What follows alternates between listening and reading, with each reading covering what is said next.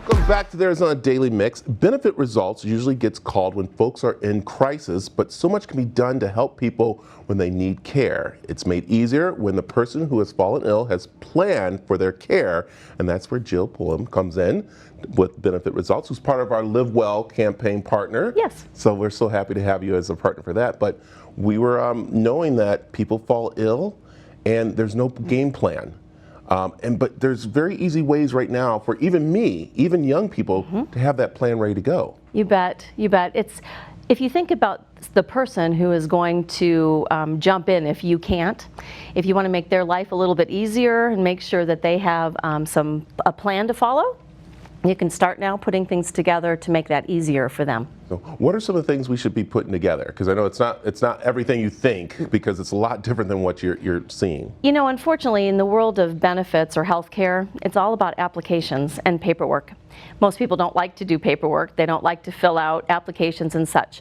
But the other part of that is also the verification documents that go along with applications. You know, your birth certificate, your driver's license, a passport. It could be your discharge papers from the military. It could be a life insurance statement showing cash value. Most people don't have those readily available. But when you're applying for benefits, those are the things you need. And if your loved one or whoever is following your footsteps to help you has no idea where you keep those documents, it can delay getting benefits.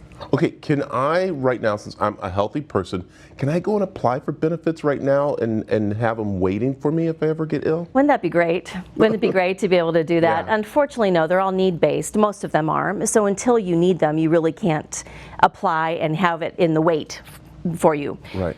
So the best way to do now to plan for that is to get everything you need in place if and when you need them, because let's face it, you might not need benefits. Let's hope not.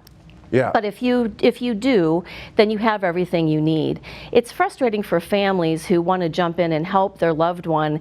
What's keeping them from getting help is that they can't find mom's birth certificate or they can't find dad's discharge papers. So I would suggest just start that planning and putting those documents in a place that is accessible to people. So you said something was very important. You said that hoping that we don't need the benefits, and I think people have to start thinking that you might need the benefits. Don't go, I hope I don't need them, but go with, I might need these benefits, or my loved one might need them. So let's plan, let's have this talk. As you said, it's a very hard talk to have with your parent or someone about their well-being. Well, think about your wishes. When you ask somebody how they feel about being on a ventilator, for example, most people have pretty strong feelings about whether or not they want a ventilator or not. If you put that in writing, it's called a living will. If you put that in writing and you say, here are my wishes, even as far as this is what I want for my funeral. You know, I want doves flying, guns blazing, whatever you want, put it in there so that people know. Yeah. I think you're right. Most people don't talk about it. They wait until it's the end. But I'll tell you what, when you start the conversation, you can't shut people up because they want to tell you everything. So yeah, I've planned my funeral. I have. So I have an open bar going. I have Roger Klein from Roger Klein the Peacemakers performing. I have it literally, there's no crying, there's music playing and stuff. I have actually I want bagpipes to lead my casket out. So, and that's stuff that I sat with my kids and talked about, and knowing that it's not there. And we have talked about my health and stuff. So making these plans are very important. Absolutely. But I didn't realize about having the right forms. I know I've had to talk with them, but what forms should we have? So I should have for the kids so they can make the right decisions for my care. Absolutely great question. You know, my dad is a planner. He's been a planner for a long, long time. And on his desk, he's got a blue binder. And he said, girls, if I pass away or something happens to me, go to this book. So I have created a go-to index basically to help families know exactly what to go into this go-to book. Yeah. There are sections, and one of the ones is about forms. So powers of attorney, your healthcare power of attorney, medical power of attorney. In Arizona, you need a mental health power of attorney. That's something that most people don't even know exists. Your living will. If you have a last will and testament, if you have a trust, all of those documents should be accessible so people know where to go. Yeah. But you know, there's other things. In this day and age, if someone needed to help you pay your bills, they might not know your password to get into your bank, and we do everything electronically now. So there needs to be a section about that. Do you have pets? What happens if something happens and you can't take care of your pets?